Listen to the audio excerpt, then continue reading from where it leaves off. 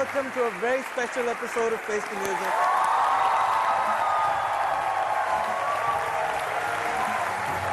We're here in Bombay at the historic Wilson College with two very special guests.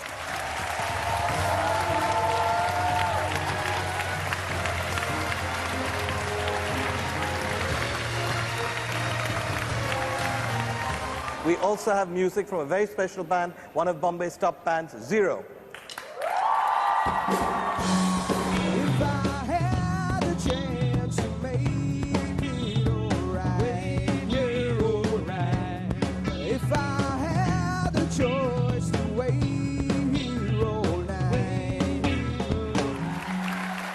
You'll see more of Zero later, but first let me introduce my two guests for this episode. I said it was a very special episode, and one of the things that makes it special is I'm not quite sure how to introduce the guests. One of them, put very simply, is a film director, but he's also a television anchor, and I suspect he's probably better at doing this than I am.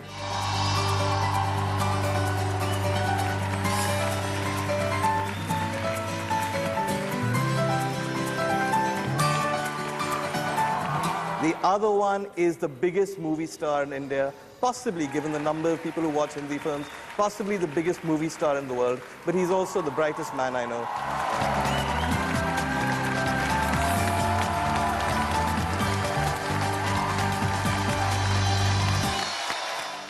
Please welcome Karan Johar and Shah Rukh.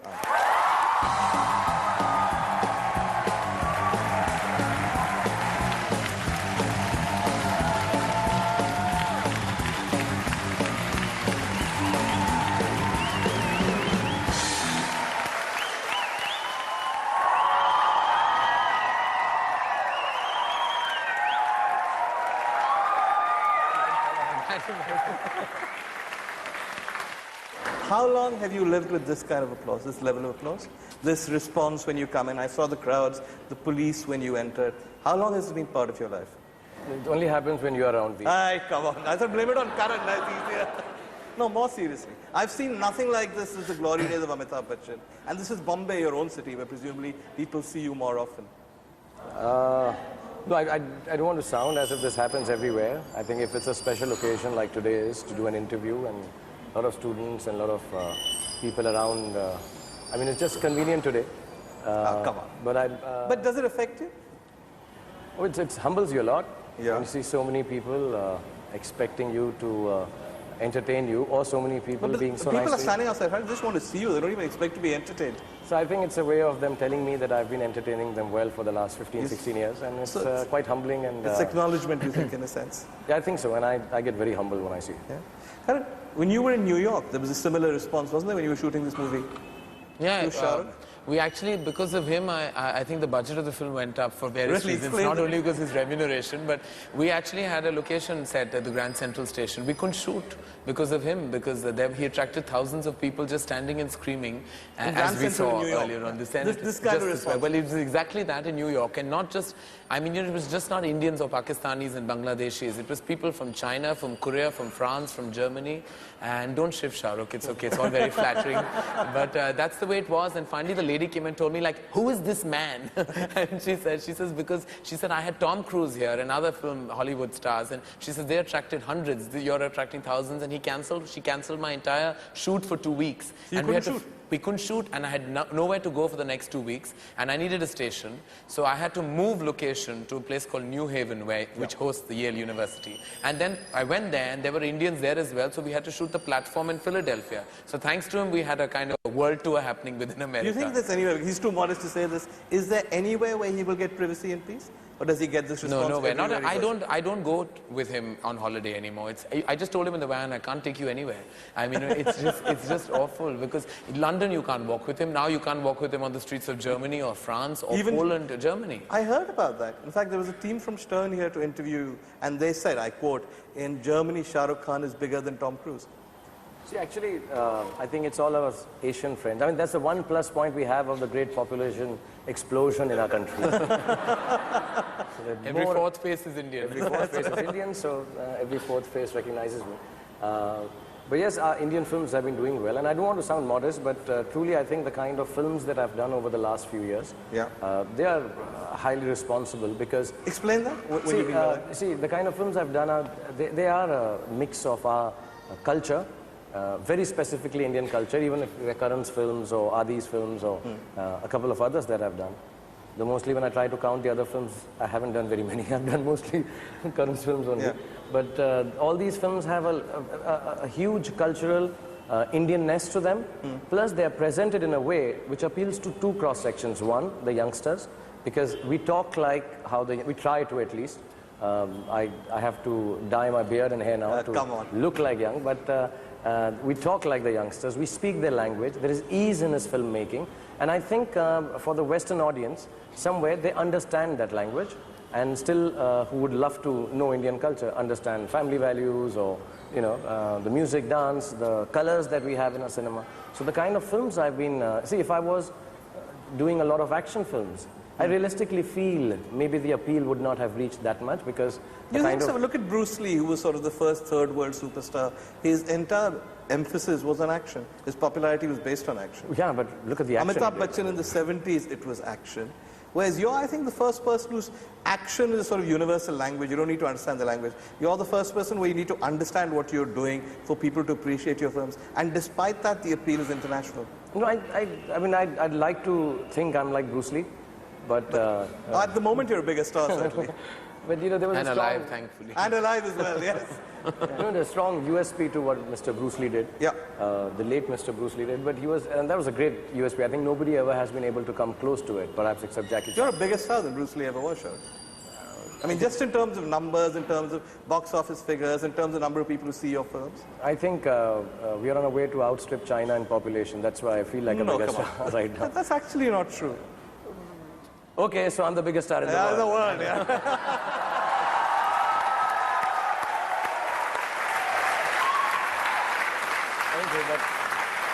It took a long time, but I got you to say it finally. Yeah. So yeah, I've been trying to be modest and humble. Yeah, because it doesn't suit you. Don't bother.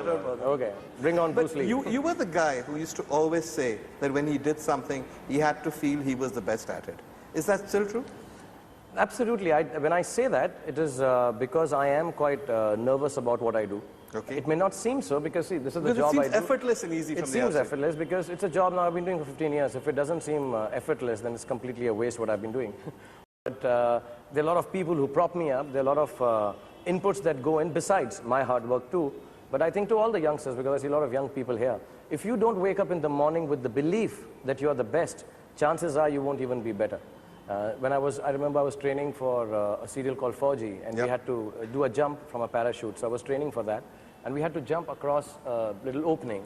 And so that we don't hit your head after you jump, the gentleman used to tell us, genuinely, 20 feet away, you have to reach that end of the wall and jump for that wall. Impossible for anyone to do except Krish. But nicely done. Yes. He would say that, okay, you aim for that. Yeah. And invariably, the guys who didn't aim for that, just aim for jumping 2-3 feet, hit their head in the back. So I think the idea is that when I say I wake up in the morning and believe I'm the best, it is to try and work towards an excellent level of best, hoping to reach it. If I don't, at least be better or good. And I think all youngsters, I tell my son this, some of them are older than my son and daughter, but I like to tell you, you get up in the morning and you just think you're the best and things will all come. And you will be the best. Yeah? You will be the best in love, in work, in relationship, with your parents, with your friends. It'll turn out to be best if you believe that. You've worked with him. What's he like to work with? Does he have this attitude that I'm going to do a little bit more, extend myself, be even better? I think, I don't know, working with him is an amazing experience in that respect because most of his desires, be it ambition or wanting to be better than what he's done before, are all very silent. They're very silent desires which he doesn't bring to the fore. He doesn't, as friends, when you talk about it, he never No, talks he does about everything. He does his own homework and comes. You see, a lot of people, every time, you know, you normally attribute a tremendous performance to the filmmaker. But with Shah Rukh, I mean, I take absolutely no credit. It's all him. He grafts his character, he structures it, he knows what he's doing, he knows how to handle it, how even like in a tough character like in Kabhi Alvida Naa Kehna, he grafted for himself. He gave himself the dignity and the magnanimity that I hadn't written in the character. He does a lot of his own homework. You know, you would think that he's not doing any kind of structuring or homework before coming on set. He makes it seem so effortless. He just makes it seem, but he's actually thought about it. He's etched it out in his head. He's performed it before he's reached the set. And then almost sometimes comes and, you know, he says, oh, which half of the film are we shooting today? He knows it all. He knows the scene. He knows what happens before. He knows what's happening after. It's just that he's not one of those actors who'll want to make you believe that they've done a tremendous amount of homework and come. He doesn't perform performance. He just does it. I'm like that co-student you have who tells you he's not studied but quietly studied. Actually, every night he's studying. And I understand because I was one of those students, you know, you who pretended, totally pretended. So I understand this brilliance of his Would you have been a director if it hadn't been for Shah Rukh? Well, I think he's one of the huge contributors. I don't think so. I mean, I think he made my first film I was saying that people like you, Farah, etc., people in a sense, he turned into directors. Is that fair? Not true. You're going to be modest, but no, they would have not got the breaks they got at that stage if it hadn't been been for The big projects may not have happened. Those big projects would not have happened. I think these, they are younger than me and they seem now, it'll always be a moment of pride for me that I started their first film. Yeah. And because I'm a movie star and face of most of the movies and things to come, then everyone thinks Shah Rukh gave them the first break. But truly speaking, when you work with certain people in a field, you would notice in your field of work, journalism or any other, that suddenly you start seeing people, this guy or this lady is speaking a lot of sense. And why? And this person is working in some medium of films, some part of films. So why isn't he or she making something? Is that what happened with Karan and you? Absolutely. I mean, I remember during Dilwale, Adi, see, I'll tell you, during Dar, I felt that with Adi, who was assisting Yashji. Yeah. And I said, okay, why don't you do a film with me? And his father wanted me to do, so we did Dilwale. During Dilwale, it happened exactly with Karan. That, you know, there were a lot of actors in it, and Adi was very stressed. So because he had worked with me earlier, he would leave me with Karan. That, Karan, you do the lines with him, I'll do it with the other actors. So there were times when he said some things which were not there on paper. And I would say, that's very cool, I like to use that. And may I? And then we'd go and tell Adi, you know, Karan suggested, or I would take the credit and say I suggested. Sometimes when he thought that, you know, he wouldn't pass it. But, you know, they pass stars suggestions faster. Yeah. So I would say that, and halfway through I told him, I said, listen, you make a film, your dad is a big producer, and my love for him is actually a little more because of his father. Sure. I love his father more. Yes, very special to me. Yeah. He had always been very special to me. So I just told him, if your son makes a film for you, I'd like to do the next one after Chahat. Yeah. Sorry, after Duplicate. In fact, my poor father was shell-shocked because I don't think ever expected me to do this. He thought I was just on a stint on a holiday assisting Dilwale. So one day at dinner, I still remember him saying that Shah Rukh called and he was saying some strange things to me on the phone. So I said, like what? So he said, you should be a director. And my mother just stopped eating and she said, he's gone mad. He's just lost it. What does he know? What do you know? So I said, yeah. And I always believed their lack of conviction in me that time. And he said, you can make a film, and he's given me dates in 97. And so we all just continued eating very silently after that. There were no discussions about price? Nothing. He offered himself to me. I mean, I was almost shocked. When he said it, I thought he was missing his wife. It was very cold in Switzerland. He said, you know... Do you want to comment on that? And he said you should be a director and I'll do your first film. And we were sitting in, I don't know if you remember this, it was Sanin, it was where we were shooting Dilwale, and Kajal was sitting and making a lot of noise, which is quintessential Kajal. And she said, if you do it, I'll do it also. So I said, oh, okay. And that's exactly how Kuch Kuch Hota Hai was formed, by Shah Rukh just saying one thing arbitrarily. As a matter of fact, you didn't even hear the story. No, the final story of Kuch Kuch Hota Hai is not the one. You know, one day I called him and I said, where's the story? So he wouldn't believe when I came back to India in Jaipur. That's why I said Chahat. He was shooting Chahat. And I called him over to Jaipur. I told Yashji, I said, Yashji, please send your son. Tell him to narrate the story. When do we shoot? 97 now. So he came up and he narrated some really bogus, absolutely I made it up on the flight. Which I could tell. It was really, really unworked at. And I just wanted him to have confidence. I said, okay, fantastic story, let's do it. By the time they came back, I remember Kajal and him came back to narrate to me. They both came together. 2-3 months before the release, he hadn't heard it. I see, if you have faith in someone, you have to let them be free. See, I also have. Who's never made a film, who gives you what you say is a bogus story. You're not doing it for the money, so why do you do it? See, finally, it comes down to how much faith you have in yourself and your choices. It's not about what, see, he's going to deliver or not, whether the story is going to work or not. I have enough confidence. And when I say this, that see, I chose this, I will see it through, and I make sure it'll stick. Sometimes it doesn't happen. Sometimes it doesn't happen. I've done that many a times. I failed with a lot of films like this. What proportion fails and what proportion works? See, now, lately, most of it is succeeding. I was about to say that. No, really, I mean, career I'll be very operator. honest. I think I'm making good choices. But there were times when I've taken on films and said, okay, let this person do it. You know, some of them don't work. Like my own Ahsoka hasn't worked. Yeah. And I think it's a wonderful film. So the beauty But it of the hasn't film worked is... commercially, it's worked as a Yes, film. it doesn't reduce, take away. And I'm also a person, genuinely, I'm never bothered about the commercial aspect of a film. That I know. As much as people like to say that I'm very commercial-minded, etc., etc. Well, you started it by saying I'm very greedy and stuff. Why I'm greedy? Okay. Individually, okay. yes. I'm going to talk about greed, I'm going to talk about taking chances, but all that's after the break, so don't go away.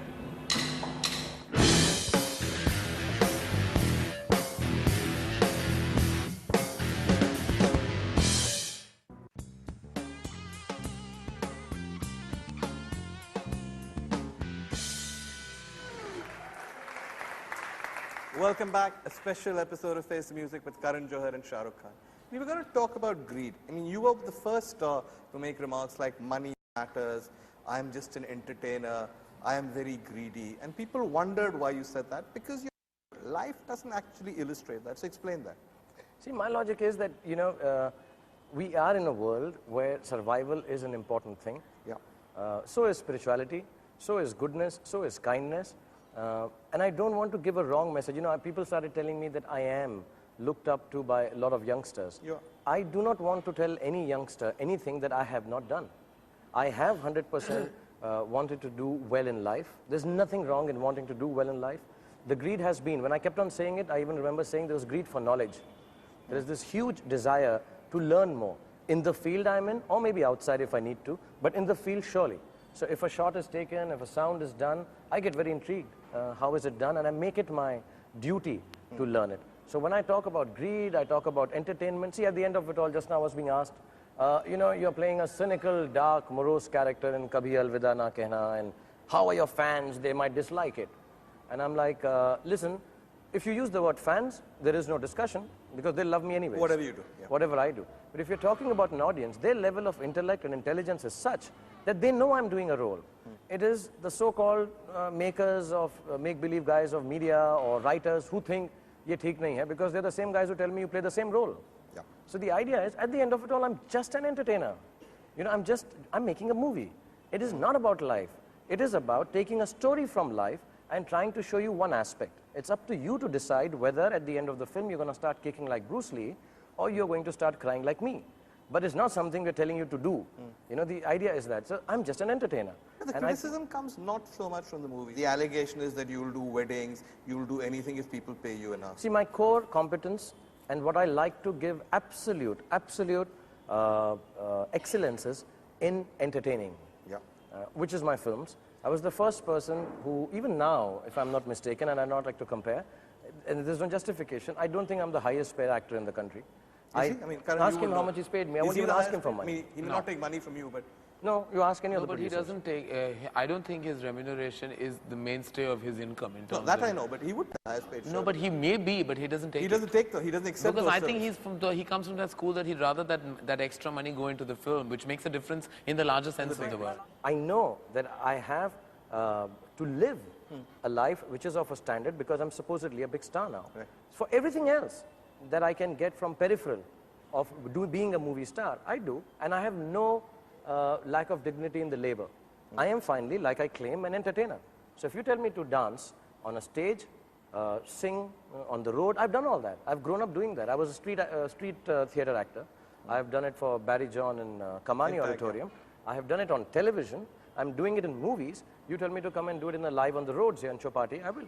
And I will come and do it if you think it's going to pay you. You're doing a business. If you're doing for charity, I'll do it free. If you're doing a business, pay me. I'm not asking you for money for coming here. This is a television show. And I think you talk good stuff to the world. You present different views to the world. I think it's important to come here. And you have youngsters here. It's important to come here. But if anybody else asked me for a commercial show, I would tell them, excuse me. Listen, though television, I don't think television can afford me. As big That an is industry, certainly true. That is certainly true. as big an industry as television is. Yeah. But beyond that, I mean, I am into commerce of making money from the fact that I do make films and I don't charge for them really. You know the world is moving at a pace that if you decided to be a poet, you would have difficulty buying your own food. Right. So be a poet, be a commercial poet. Hussain Saab was with us, MF Hussain Saab. And he said, you and I single-handedly have corrupted art and films. But we have, he said, like, we have corrupted it by, making it so commercial, but on the same hand, we made it popular all over the world also. So I think it has to be that kind of a balance that everybody should look for. You live well, within your means, and you find opportunities to earn, while the work you're doing is only for a reason in your heart that I will try and achieve excellence. So, I mean, that's the kind of balance I've tried to do. And I tell every youngster, please don't shirk away from dancing at a wedding. It's absolutely all right. If you're called to. I mean, how many people are called to dance at somebody's wedding and paid for it? At the Mittal wedding, where you performed most famously, one of the criticisms was that you could tell Shah Rukh was unhappy about doing it because he was quite outrageous on stage. Let's find a subtle term for this, he was critical of some of the guests, he made jokes about the Hindujas, stuff like that. Was that true? Hindujas are a very close friend of mine. Yeah. I mean, they were with me just now in London, and I told them, I'm going to do this because, see, it was like a family gathering. When a wedding, an Indian wedding, they're mostly friends sitting for a Sangeet kind of a situation. I prepared a special play, and which was a little naughty, 100%. But I'm never like that. See, I don't mean disrespect to anyone. My jokes are naughty. They can be a little, like, I'll tell you something my wife just told me before I came in. Don't talk about mother's milk having pesticides. Okay. So I won't talk about that. Just seems the purpose of the advice, but go ahead. Yeah.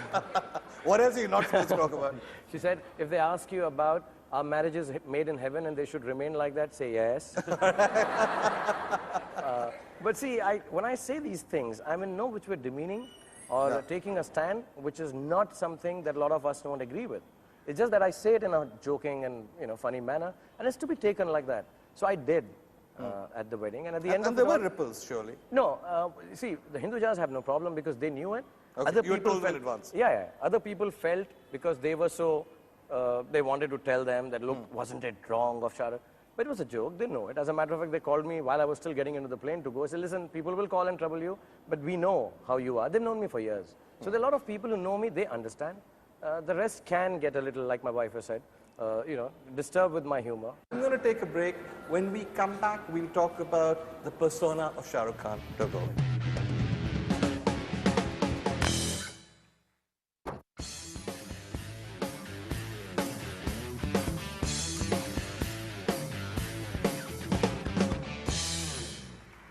Welcome back. We're talking to Karan Johar and Shah Rukh Khan. The persona, we talked a little bit about the wit. There are always speculations about you. Is he now going to enter politics? Is he close to a particular political party? Is he part of this camp? Is he part of that camp? How do you respond to all of that? I don't know. I think, there was a time I would get a little agitated or disturbed with certain things which were not true. And such as? Like someone said, you're going to do this, we heard you are doing this. And then I realized that people who are asking me questions, they're not just asking to aggravate me or disturb me. They feel they have discovered this aspect, this mysterious secret aspect of mine, and they want to have the scoop. Right. And I then also realized, in the last 4 or 5 years really, I got a little more patient and realized that being a public figure or someone whose name can sell most of the products that I endorse can help to even get these things generated in the mind of a lot of people who are looking for it or not even looking for it. So now I don't react. If you're a movie star, you can't hide and have affairs. So it is a situation like that where people think You can't, meaning people will find out? Oh yes, everybody will find out. Yeah. So is that true? He's a good boy. He's a good boy, yeah? A good boy. Well, I'm good at fooling people. Oh, one of the two or probably both. What he doesn't do off screen, he does it on screen. But let's take the politics rumors. I mean, for the last 2 years, there have been rumors you're joining the Congress party, that you've had Priyanka Gandhi over at your house. What is the truth on that? I know them very well. Yeah. I mean, I know Priyanka and Robert very well. I've known them because I'm a Delhi boy. Right. And at the kind of age that I was growing up, so were they. So hum ek tarah se hum umar hai. Sure. Or at least the same time we were. The same generation. Same generation. And, you don't, now they just happen to be related to... Sonia Gandhi. Yeah, and let me be honest. When I normally took my films to Delhi to show it to the head of states, important films, which I felt were nice enough to be shown or whatever, like Ahsoka, I would show it to Sonia Ji's family before. As a friend. When she was out of power. Yeah, but nobody was outside. But there was was nobody standing outside with cameras at her house that time to find out that I've shown it. But they were there when I was showing it to the party in power that time, and Bajpai Saab and Advani Saab came. And they've all been very kind to me. So I find it very strange that if I go now, I would still do the same. I would still do the same to people who've been kind to me, the families who've been kind, irrespective of the political party they are, because I am very apolitical by nature. Also, I have lots and lots of respect for people, leaders, who just take it as a job or a profession or something they want to do in their lives to run our country. I mean, they run the country. So you have to respect them. Who would you respect in that way? I respect all the leaders. I mean, I think, you know, when I was growing up, my father would take me to listen to Mr. Bajpai speak in INA Market because he used to speak very well. So I have immense amount of respect for him. Sonia ji, I think I'm very, very, I mean, I think just as a figure, and also because she's a woman, I have immense regard, love and respect for her. And this is in spite of, irrespective of the political agendas and stands. And why can't I do that? And I, like when they came to my house and everybody started asking me that, oh, this politician's come to your house, so are you joining politics? Why doesn't it work the reverse way? When they come to my house, maybe they're joining films.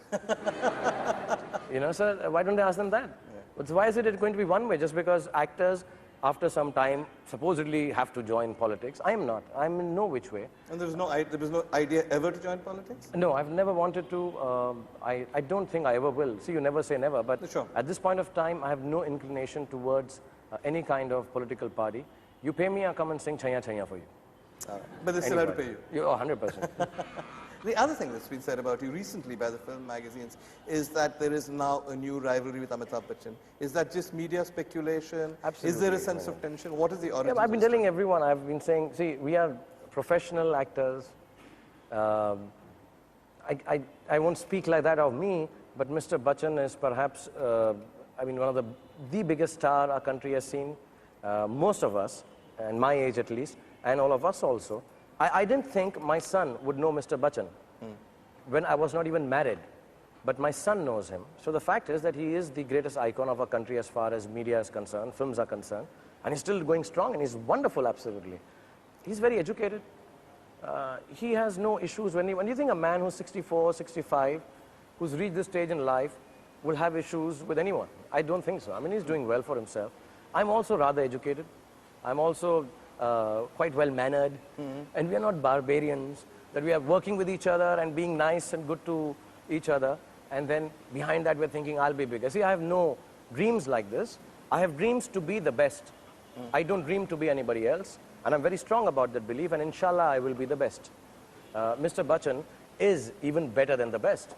And he's doing his job, I'm doing mine. We have none of these problems. We work with him in his film. As I said, Karan, you're in many ways a bridge between both houses. Is there any truth about this tension? You know, I wish people who would write this kind of nonsense, I mean, would one day come on our sets, really, or just have lunch with us the way we do, when Amit uncle and Shah Rukh sit and just discuss things, life, cinema, general, anything that's happening around. And they would know that we've been at a rap party and danced together. We've shot amicably and wonderfully. They converse with each other all the time. They're on the phone at times with each other. They're on text message, and they're fine. Just now, this is completely made up. I'm doing a stubble for a movie.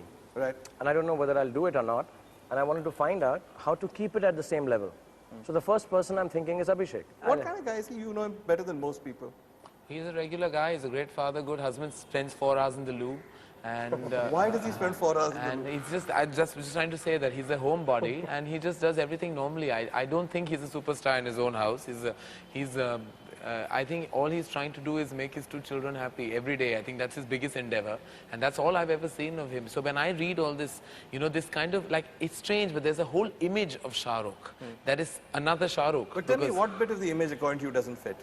Well, any of this, the fact that he would indulge in a war with somebody, I mean, you know, it's ridiculous. I find it completely, I mean, I just know that there are some people who are dying to create this whole kind of rivalry because it makes great reading. I mean, that's about it. He's actually too regular and too ordinary, actually, to even have the superstar status, if you think about it. I mean, you know, if you see him at home, he has normal eating habits. He doesn't like to go to fancy restaurants for dinner. He hates wearing fancy clothes. You take him anywhere slightly fancy, he's more shy of those kind of society kind of people than anybody else. He's awkward. He's happier when, you know, when everything around him is normal. And he has a jukebox at home. I don't think, well, yeah, he does. I don't think he ever is, he and Gauri, I think their biggest strength is that they, in terms of human beings, I don't think they ever really left that simple middle-class Delhi upbringing. I don't think it ever left them, and I don't think it ever will, and thank God for that. Is that fair? I truly think so. See, I have never, to be very honest, I've never thrown my weight around as an actor or a star. I don't pick up fights with people. And I'm not deriding anyone who does, each one to their own mentality. I'll be honest, there is a liking I have for you. So I would come on your show when you call. Thank you. It's got nothing to do with, oh, Vir Sanghvi is an important person. There was something that you wrote, I read, I may even forget. But I won't forget the fact that there was some kindness in this gentleman. So I like to come here. I've not been to this part of town for months. I was about to say that. I was very nervous when I heard this. The I shoot don't was going to be about an hour and a half away from you. It's not starry. The only reason I'm a little disturbed coming here is I miss out on those 2 hours with my kids, which I could have been, tomorrow being a holiday. I said, all right, tomorrow I'll get a day off. And I don't get into any kind of, when I say politics, not national, even personal level, small politics, in films. I go in the morning, do my work. I'm a little late at times, but people forgive me. Is that true? You just have to add 2 hours. It's a rule. 2 hours? You add 2 hours to the given like you did, allotted I said time. 3, I'll be here. I was here. Yeah, it's 5. But it's always, it's exactly 2. So I you should just calculated take that for this. granted. I mean, Shah Rukh could be at Wilson College and tell someone in Bandra he's 5 minutes away. I was just And say it with such conviction because in his mind he thinks he can get to Bandra in 5 minutes. See, I get up in the morning and I think I can do it. Yeah. So I think that one day I will. And it's very normal. And he calls and says, Karan, I'll be there at 9:30. I say, great. I put the phone on and say, 11:30 Shah Rukh will be there. Be ready for the shot. It's exactly that. And we know it. And you know, he knows you know it. And it's a wonderful understanding. Why are you late? What is the logic to this? It's those 4 hours in the loo, Vir. No, it's not that. You know, I also know. You're letting this remark about 4 hours the go completely unchallenged. Is this because it's true? Shah Rukh, am I wrong? It's 4 hours in the loo. You know what happens is when I'm in the house, I get a lot of calls. I don't take calls. But then there are times when I just want to be alone. So I'm going to say something on this show today which I've never told. I just sit with the seat closed and just read a book in my bathroom. In your own house? In my own house because, you know, With the seat down, see, when you have a 6-year-old and you have a... King Khan can sit on a throne, Vir. Yeah. A 6-year-old, 8-year-old, they're screaming, shouting, and even then, outside my door, they're banging. Yeah. But I just want that little peace and quiet, and I want it at various points in the day when I'm at home. So I think collectively, because I'm awake for about 18 hours a day, it adds up to about 3 to 4 hours. So Every day in the loo? No, just And go when there. he's on location? No, I don't think we No, I can don't afford use loo loos time on outside. location. It's that the loo in his house, I think it has great energy for him because it's like an office. There are books, there are encyclopedias, there is everything he does. It's his office. I mean, the only thing that... You have a library in your The kind of films directors are writing, that's the best place to read it in. But you really have a library in your loo? I have a lot of books The only there. thing that's not in the loo is the secretary. It's an office, I'm telling you. It's an office. It's an office. It's an office. Everything is done. Can you imagine the biggest star in the world makes his biggest decisions in the loo? Yeah. You know, you've seen it in those kind of places where there are community loos where there are 12 or 15, or, you know, in dormitories, you see, when people just keep banging. Well, at any given time at Shah Rukh's house, you go and you'll find the kids banging, the maids banging, Gauri banging. And you know, there is absolutely no reaction from it. It's a very regular activity in the house. Okay, time for a break. We'll think about that one. Don't go away.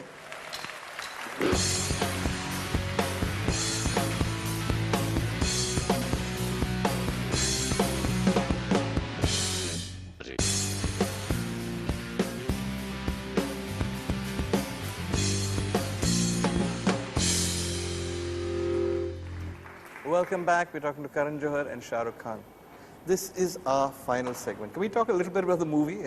How is it doing? We forgot about that. Yeah, we forgot about the movie. How's it doing?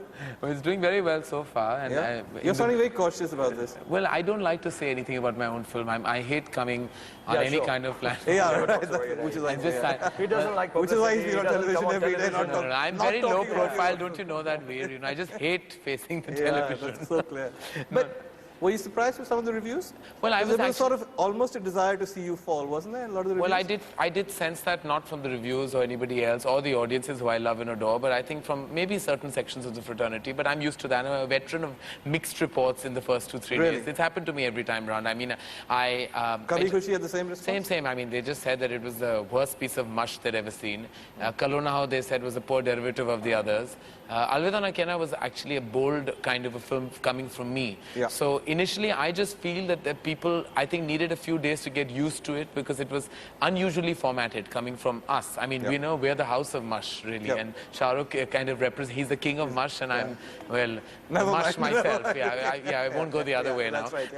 Right, so in that respect, I think it kind of, and I believe it's a film that that would be discussed and debated, and it would be dining table conversation. It's definitely not playing safe in any way. I mean, that's what the reason why How much we the film cost? Exactly, I think about it's between 48 and 50. That's a lot of money. And to deal with to make Shah Rukh Khan cheat on his wife on celluloid for 50 crores is a lot of money, because he represents the perfect husband. I mean, in that respect, I think kids, you know, as we know, all the younger generation, people over and above that, look at him as a homemaker. He's the perfect father, the perfect husband, and he's been the Rahul that we created, the Rahul and Raj that he's been. And like Shah Rukh himself told me when he read the script, he said, this is Rahul ki maut. I mean, you know, you create him and you destroy him in one film, because here he's doing everything wrong. He kind of does nothing that I would say that the so-called Shah Rukh Khan of this world fans have kind of loved him for. No, see, I think good boys are boring. Yeah. And bad boys, nobody wants to be. Right. I'll be very honest. You know, black and white looks good only. But the world is not black and white. It is not. It looks only good on chessboards. It doesn't work otherwise. And none of us are like that. Like if I was to meet a girl and she likes a good guy, there will be certain essence of not meanness, but naughtiness or wrongness that appeals. Perfection doesn't work, I believe. Personally, I may be completely wrong. So I think I take a character and meet another person who's very nice, who may have been in school with me. And I said, this guy was very good, but yeah, he was obsessed with one girl. And that obsession, I remember, used to make 45 calls to her. So he could be the character in Dar. Right. And I don't think it is wrong. Because the guy was nice otherwise. He just fell in love madly, and there was some... He was just obsessive. Yeah, just one little screw just went wrong. So you play him like that, and people accept it. I'm sure a lot of boys are like this here. And... Right, yeah. Yeah, but they don't... look, this guy's 100% is. Show me out this thing, T-shirt. It's Kiran written there, I'm sure. But at the end of it all, it can happen to the best of us. So let's give it that shot. To make Sholay from the point of view of Gabbar Singh. You know, and see that you can like him. Because if I tell you Gabbar Singh ka dad usko har roz marta tha, and uski maa bachpan mein hi chal basi, he didn't have enough to eat, and then he went down to ask for a job, and when Zamindar beat him on the head, that's why the gash. And he decided from today I'm going to be a Daku, because the first Daku he met said, come, meri behan ko usse tum rakhi bandwa lo. You know, so Gabbar Singh... So he becomes a revolutionary So Gabbar Singh hero. becomes a good guy, suddenly. You know? So it's a point of view. This kind of relationship cannot have a satisfying ending. You can't come out, damn good, he left his wife. It doesn't work. You can't expect, you know, you have these spot polls. Yeah. Okay, lovely film, beloved Shah Rukh, he left his wife, and you know... You can't. It is a film which suddenly shocks you and say, oh God, he left his wife. And this husband, can he say it in front of his wife? You know, I really liked him leaving his wife, because she'd slap him first. So nobody, but you sit in the car, and I've noticed, you start talking about the rightness and wrongness. Ye bada galat tha. Nahi, wo bahut... No, but why? Uska bhi to aisa tha. If that is going on, it's all right, and it's being watched. Actually, I don't know if any film has been talked about. It is discussed a lot. It's discussed a lot. Actually, as I said, it's a film that's being debated and discussed. And you see, because you cannot point a screenplay fault by saying this is wrong or that is wrong. Everything is deliberate. Because it's a point of view. Yeah, you see, and you can agree with Dev, you can disagree with Dev, you can love Maya, you can hate Maya, Rishi, Riya. These are the four protagonists of the plot. You can't ignore them, because you're going to come back and discuss them, because this is how I perceive them to be. The only person in India who hasn't seen the film yet. So I'm going to go off and see it. Meanwhile, I'm sure it's going to be a big, big hit. Thank you so much, both of you, for coming. Lots of luck with the film, and lots of luck in the future. Thank you, V. Thank you very much. And thank you, everyone. Thank you, Zito.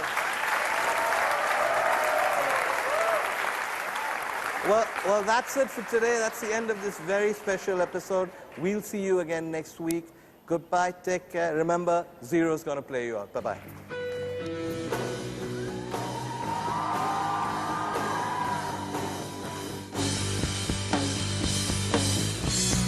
Take me away from this life. Take me away from this life. Take me away from this life. Take me away from this life.